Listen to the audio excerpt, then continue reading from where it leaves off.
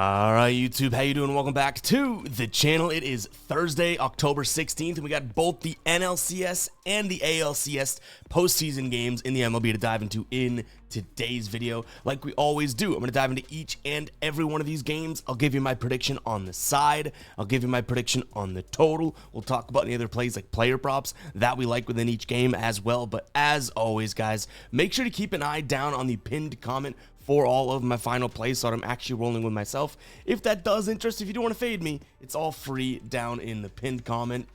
And the haters, the faders, the guppies, you guys cashed out last night. We had an 0-3 night. Tough one there. The first three and the first five unders didn't look all that great. The only one, so those were just bad looks, right? The only one that I was like, all right, we're good here is Randy Arozarena.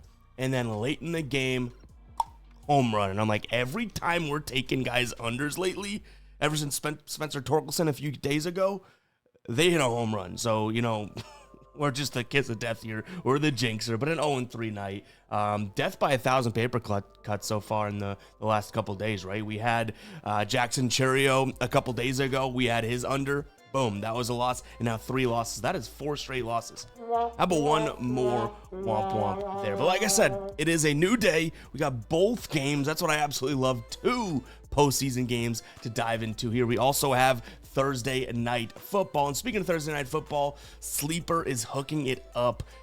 2 deals right now that are absolutely awesome. And I'll talk about how many promos they have on the app just in general, but 2 deals that I want to highlight for new users right now. A Joe Flacco 0.5 passing yards line. 1 yard of offense from him through the air in this square cashes, but that might not even be the best deal that's on the board right now.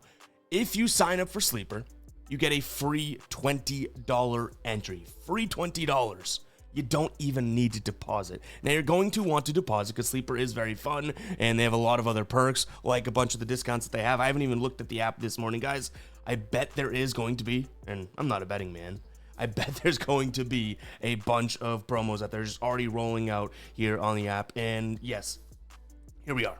Look at these bad boys. These are their duo promos. We also have a bunch of player promos here. Jalen Warren, his rushing yards. T. Higgins, his receiving yards. Aaron Rodgers, his line is boosted. So Sleeper just offers a bunch of deals and a bunch of boosts. So go check it out, guys. You get a free $20. You get a free Square and Joe Flacco, but you're going to get a consistent and healthy appetite's worth of promos and boosts from them throughout the entire football season. Link down below in the description, as well as the pinned comment. Let's talk about game number 1 here. Dodgers taking on the Brewers. Dodgers head back home now, and they are up 2-0 in the series. Both of these series are a little interesting, right? I mean, yes, Toronto won last night, and we'll talk about that game in a second, but both of the away teams won games 1 and 2 in these 2 championship series. Now, the Dodgers are back home, like I mentioned. Glass now is on the bump for them. I'm pretty sure that's going to be who's pitching. I've seen a couple different names, but now, most recently, Jose Quintana on the bump for the Brewers. The Brewers have also been known throughout these playoffs to kind of make like a late pitching change, so we shall see. We'll keep our eye on that one. I do think that the Dodgers are the better team in this spot, and Glass now versus Quintana isn't even close, in my opinion, especially given the fact that the Dodgers do hit lefties pretty well. He's going to throw the sinker. They hit the sinker really well. The changeup is his next pitch. They hit that really well. The only pitch that may work for him is the curve. And yeah, most of the guys in the lineup do struggle against the curve. The lineup as a whole last 30 days, 20th in the league in terms of hitting the curve. So yeah, I do think that this could be a pitch that works for Quintana. But like I mentioned, the sinker is his main pitch. The changeup's his next pitch, and they're top 5, top 10 in the league at hitting both of those. So I do think that there could be some runs coming from the Dodgers here, who so far in this series have scored 2 runs and then 5 runs, right? They really haven't burst any sort of a bubble or anything like that. Now, on the Brewers side of things, they're going up against Glass now, and Glass now has some seriously good numbers in his career against the current roster that he's facing today. 79 plate appearances against, 32.9% K rate, a 10% walk rate, though. We'll talk about that in a second, but an average against of 141, a WOBA against of 228. So I do think that Glass now should be primed to pitch fairly well. The issue is, and I keep saying it, is going to be that bullpen. There's a reason why these Dodgers, made light work in a sense of the first 2 games, right? Snell went, 8 innings? Yamamoto pitched a complete game. If Tyler Glasnow has to hand that ball off to the bullpen in the 5th or even the 6th inning, this Milwaukee team's advantage goes boop, way up there, So if Glasnow can go out there and pitch really, really well, which he's done at home all year long, I do think the Dodgers are the side here, but it might be something, and you'd be getting better odds too, because that minus 200 is a little bit outside of our price range, right? It might be something that we look at like a Dodgers first 5 minus a half. So, the Dodgers on the run line in the first 5. Give me Glasnow versus Quintana straight up, right? And then whatever happens in the bullpens happens, because I do think that this game could also go over. We really haven't seen Milwaukee's offense show up yet in this series, right? One run scored in game 1, 1 run scored in game 2. Now they got gems pitched against them with Snell and Yamamoto. Glasnow, obviously a very, very good pitcher. He's well capable of that, but I do think that, if he doesn't pitch, and it's a big if he doesn't pitch 7-8 innings, this Dodgers bullpen, like we've seen, can definitely give up some runs. So I lean towards, like I said, the Dodgers in the first 5, but I think what I might like a little bit more is the over 7.5 there. Now, there's a player prop that I do really like. Now, we're going to be paying a lot of juice for it. I would not pay more than what I paid here at minus 165, so maybe it's a parlay piece or something like that if you do like it, but it's going to be Tyler Glasnow over 1.5 walks. This is a Brewers squad that, though Yamamoto and Snell didn't hit this over, they do draw a lot of walks here. 8th most to close out the season the last 30 days. Against righties in the last 30 days to close out the season. 9.7 walk rate. That's 5th best. Now, Tyler Glasnow, 11.7 walk rate this year, at home 8.4, and like I had already mentioned, he has that 10.1 walk rate against the current guys on the team. In his last 3 starts against them, he's averaging 2 walks. 2, 3, and 1 is how he did there. And I will say the previous 2 games, I would think would also impact this as well, because now this is a Brewers team that they should want to make these guys pitch. We can't have another starter go up against us, is what they're probably thinking. Have another starter go up against us in last 7, 8, 9 innings here. We want to get to the bullpen. That is the Achilles heel of this Dodger squad, right? So I have a feeling this Brewers team is going to go in today. At least that's what I'm telling them if I'm the manager, that make him pitch. We want some pitches. We do not want their starter, which is their Superman compared to their kryptonite, their starters, to be able to dominate us here, right? So yeah, I would not be surprised if they're coming in with like a keen eye on the ball and making Glasnow pitch, which, based on his walk rate and even his lack of success not walking guys against his Brewers squad, we should see a couple walks here. Does that make sense? Hopefully it makes sense to you, because it makes sense to me. But hey, who am I to say? I've gone 0-4 in the last 2 days. All right, next game up, we got the Mariners taking on Toronto. Toronto pulls out the win yesterday in a much-needed one, right? We already kind of touched on it when we were talking about the Dodgers and the Brewers, that both teams, the away teams, took the first 2 games, right? Mariners took games 1 and 2, and all of a sudden it's like, oh, Toronto's sitting there being like, what are we doing here? We're in Toronto, lost the first 2 games. Okay, you know what? We'll take you. We'll take you when we get you back home there, right, with the Mariners there. And they win yesterday 13-4.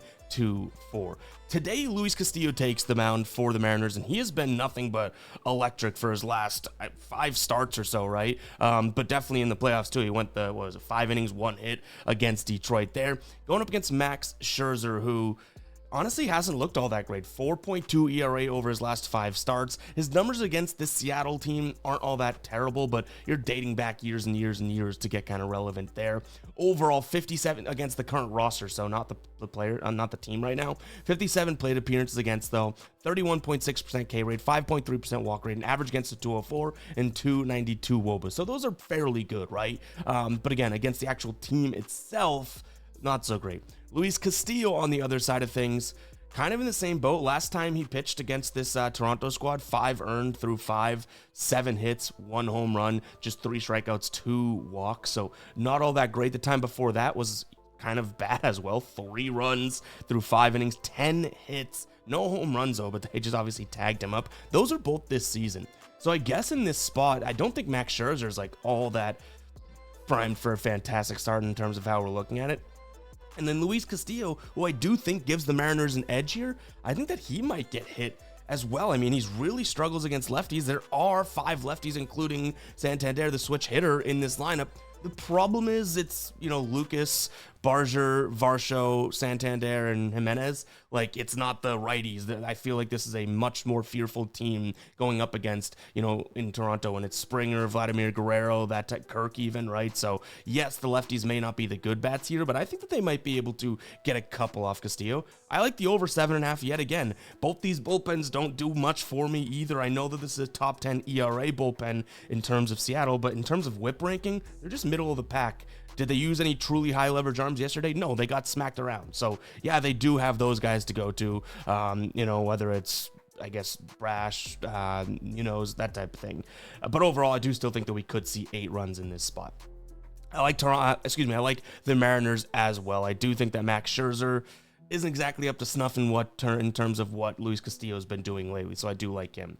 From a player prop perspective, Max Scherzer, over 3.5 hits allowed for plus 132 is really, really enticing. Might be worth somewhat of a sprinkle today.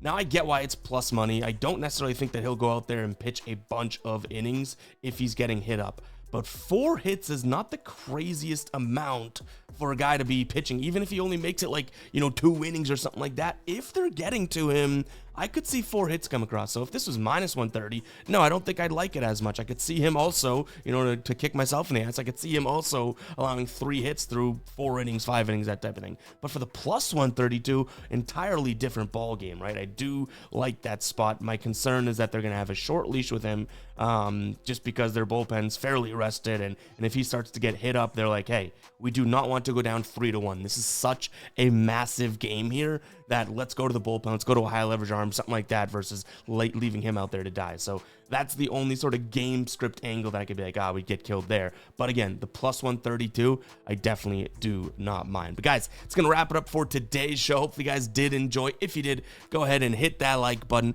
hit that subscribe button as well. Keep letting me know all of your plays down in the comments. You guys, in the last at least 2 days, have done a hell of a lot better than me. So love seeing what you guys are riding with. And also you're helping out a bunch of other people get a bunch of other plays for the game, some angles they might not have thought about. So go ahead and keep doing that, guys. We'll catch you guys in the next one, right? Peace out.